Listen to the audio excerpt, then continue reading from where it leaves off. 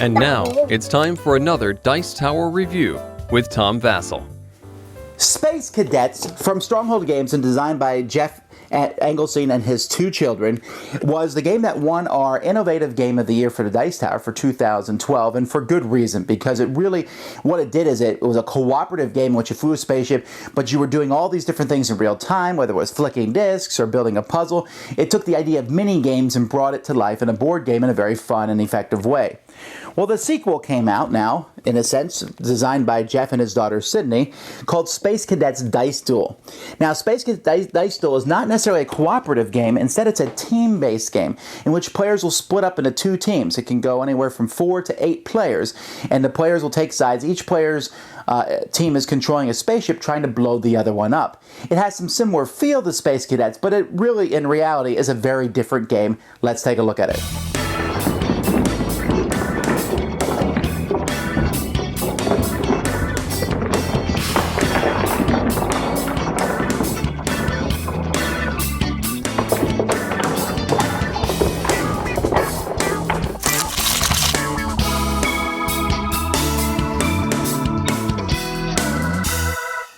This is the board for Space Cadets Dice Duel. Each player has a spaceship that they will place in one corner. When I say player, I meant each team has that spaceship put there. Now, this is kind of a set board, although you can put different things all over the board. There's different sides, and you can have different things that players will run into, possibly as the game progresses. You can also, if you want to, the rules tell you how you can use the boards from Space Cadets, the original game, and you can build them to make your own board. So if you have that game, you really have multiple boards. But I honestly don't think the structure of the board is going to matter quite so much to you as the game itself. See, this is the board, and this is where the ships are going to maneuver and fight one another, but where the game is going to take place is at the player stations with all these dice. You can see that there's tons of custom dice. This is the number of dice that one team will get. And what you're going to do is you're going to divide these stations between the players. If there's one player, I suppose, I don't know that you could even play this, one player, they would get everything. But 2 players, they would split the stations between themselves. 3 players, one person would take the engineering station, which is very critical, and the other 2 players would split the stations. And then with 4 players, it's the exact same as 3 players, except one player doesn't have any station at all. Essentially, he tells the other players what to do. So those are people who like tell everyone what to do in a cooperative game. But not so much that. He's kind of guiding the other players, because he's going to watch where your team's spaceship is on the board as opposed to where the opponent's spaceship is on the board, and kind of give ideas of what you should do, and etc. So, this game operates on a rolling dice principle. But unlike most other games, in this game, when you roll the dice, you can keep rolling them and re-rolling them and re-rolling them and re-rolling them until you get what you want. Of course, this is happening simultaneously and at the same time as the other team, so you need to hurry. For the engineering station, if you roll 6s, you have to re-roll them, because 6s are a waste. Every other number, though, corresponds with one of the other stations. So you can see here, I rolled a couple 5s. What I can do is I can give them to the helm station, because the helm is number 5, as it shows right here. And I rolled some 4s, so I could send them over to shields. And I rolled a 1, I can send it over to weapons. And here's another 4, I can send that over to shields. Those dice don't come back until those players use them. For each other station, as soon as they get these dice, the number of dice that you get is the number of dice that you can start rolling. Now, what a player is going to do is they'll roll dice, and they can keep rolling and re-rolling and re-rolling. And once they decide that the dice they're going to keep, they will then send these dice back, and they'll wait till they get more dice. So, that's how the game works. How does each station work? Well, this is the helm, and on this one here, you are going to have different directions that you will be rolling. Now, the directions are always going to happen from where your spaceship is on the board. So since my spaceship is facing that direction, if I have this arrow, it would go there. And then this would turn it, and maybe then this one would go that way. And I could put the dice basically any way I want, but they're going to always mean the same thing. This means go forward. This means go forward, then turn left. Then we have a go forward and turn right. We have a go forward and then turn around, and we have a go forward 2. Once all 3 of these are filled up, then immediately we would roll. We would move the ship. So you can see there that it says go forward and turn right, go forward and turn left, and go forward twice. So go forward and turn right, go forward and turn left, and go forward 2. Now, on the board itself, you'll have to deal with different things. When you run into these spots, it's very nice because they're color-coded. When you run into this, you lose 2 dice from your sensors display. If you run into a blue one, you'll lose 2 dice from your shields display. You're also trying to get close to these crystals here that you can mine them and try to get close enough to the enemy ship to fire at him. So let's speak about those crystals and mining them. That's done over here in the tractor beam. In the tractor beam, you are trying to roll tractor beam symbols, and when you have enough of them so that these tractor beam symbols equal twice the distance to the crystal you're trying to tractor beam, you'll discard those and take the crystal and put it in front of yourselves that you'll be able to use later on. This person with a tractor beam can also load up a mine, and later on you can discard all the dice in your whole display to drop one of these mines on the board. If someone runs into that mine, they will take a point of damage. So tractor beams can also be used to tractor the enemy ship so that it will get, you can put it in a position that you want to. Over here are the 2 spots that will be used basically for attacking an enemy ship. For the weapons, what you're trying to do is you're trying to roll all 3 parts of a missile, a torpedo. Once you have all 3 parts of the torpedo rolled, you load it in your front or your rear. You can fire out of either arc, so ships have a front arc and a rear arc, but the torpedo has to be in the proper one. Here in the sensors, players are going to be rolling as quickly as possible to either get dice that they're going to be adding to their targeting or dice that they're going to be adding to their jamming. Now, when a player is within range of the enemy ship and they want to attack him, the one person will say, or the captain of the ship will say, fire 1 or fire 2. That's how many torpedoes they're going to fire at that particular point in time. At this point, everyone who is frantically rolling dice at the same time will stop. And you will see if you can actually fire at the opponent's ship. So let's say the black ship here is firing at the white ship. We first count the distance. He's 2 spaces away, and it's in the front firing arc. So for 2 spaces away, he needs to have 2 targeting, plus at least 1 targeting for every jamming that the opponent has. So if your opponent has a lot of jamming, you're not going to be able to hit them. If he doesn't, then the shot misses, and if he does, then the shot will hit. But regardless of whether it hits or not, you lose all your targeting and your opponent loses all their jamming.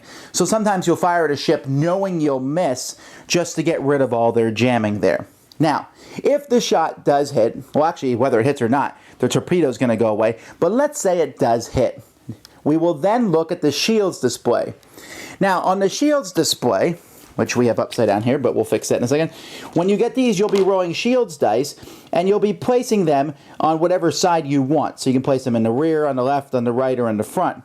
When you get hit on a particular side, if you have no shields on that side, and their torpedo hits you, you automatically take 1 damage. If you have 3 shields on one side, and you take a hit, there's no damage. 3 shields automatically blocks. If you have 1 or 2 shields on a particular side, then whoever's shooting will roll a firing dice. If they roll this symbol, then they will hit if there's only 1 shield.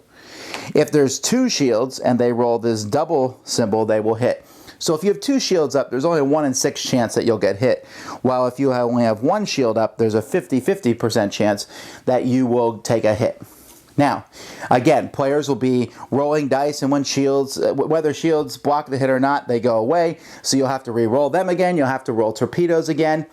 So all this is going on at the same time. The only time the action stops is when you fire a torpedo or if you try to tractor beam your opponent's ship. There is a couple other things in the game, and that revolves around these crystals. You can use these crystals for a couple things. One, you can discard a crystal to take any 1 single die. You don't need to roll the engineering dice or anything, and put it on whatever symbol you want. By the way, if you notice, you'll say, I don't remember you talking about that symbol. There are 3 of the dice have symbols on them that are not used. They're saving them for the expansion. So when you get those, you have to re-roll them. If you have 2 crystals, you can discard those to roll 2 white dice, and the numbers that you roll, you can choose one of those numbers and warp to the matching crystal spot on the board. This will pause the action while the ship is moved, and then finally that's one of those that actually can warp you to a spot on the board.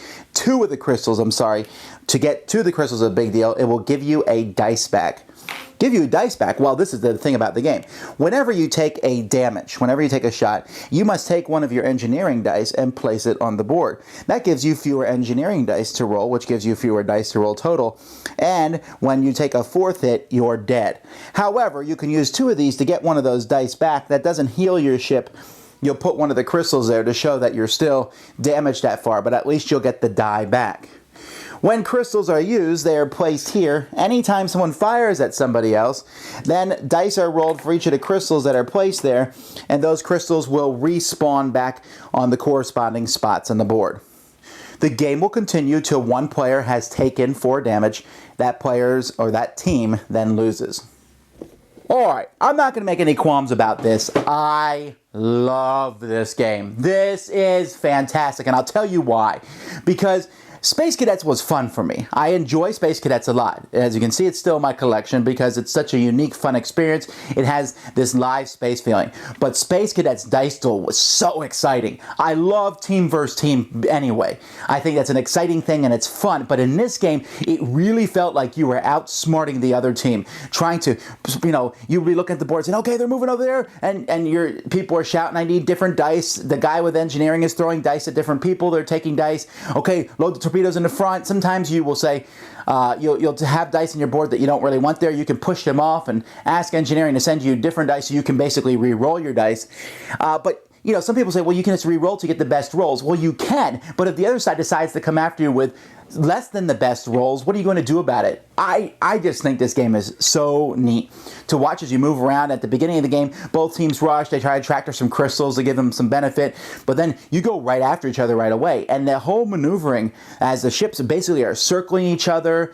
The person running the helm has a really important job to make sure their ship's in the best position, but that shields officer has to be watching where the ship is at all points so that he can make sure shields are on the right sides, while the torpedo officer needs to make sure they're loaded in the right section, and should he concentrate on targeting, so to make sure he hits the enemy ship, or jamming because we're about to get shot at ourselves, while engineering is trying to control everything and send it to the right spots. Now, not everyone I played this game with liked it. For some people, it was too chaotic. They thought it was just kind of a mess for them because it really is chaotic and it's going on at the same time. Other people were less than impressed just because they felt like there wasn't a lot of game for them there. So I have to give those caveats that while I loved it, not everyone did, but when it comes down to it, this review is my opinion, and I'll tell you, this is one of my favorite games I played this year by far, just because of the sheer fun. I love the idea of speed rolling dice, like Escape, which is a similar cooperative game you roll dice fast, but I like this better than Escape, because in Escape, you're playing against the game, and that's fun, but in this one, I'm playing against another team, and I like the feeling of being able to respond to them. You can look at their dice, you can look at what they're doing, that's perfectly legal. You can say, hey, they're loading dice in the front section. Let's try to get in their rear arc so they can't fire those torpedoes at us. Oh, they're doing a lot of defensive jamming dice. Well, let's just fire off a know-nothing torpedo at them to get that out, and then come after them with another torpedo right after that. So just some neat things. Right when you have someone cornered, they warp out. Dropping a mine and then trying to tractor to the team into that mine. I don't know. I mean, I know this game is not going to be for everybody because a lot of people want a more thoughtful, slower game, and this is not slow, although I would argue that it certainly is thoughtful. But I foresee this one staying in my collection a long time because you get the group of right people together, teams, and you will hear yelling and cheering. You will not be bored 1 second during this game, whether you like it or not. Just a fantastic design, high quality components. Those dice are really well done. A great job both from Stronghold Games and from the Anglesteins. Space Cadets Dice Duel. Thanks so much for watching the Dice Tower videos. Find more great videos and reviews, as well as our top-rated audio podcast at Dicetower.com. You can also find other great shows at Dicetowernetwork.com. I'm Eric Summerer, and you've been watching The Dice Tower. The Dice Tower is sponsored by Cool Stuff Inc., where you can find great games for great prices. Cool stuff in stock. Check them out at CoolStuffInc.com. Shut the door. There.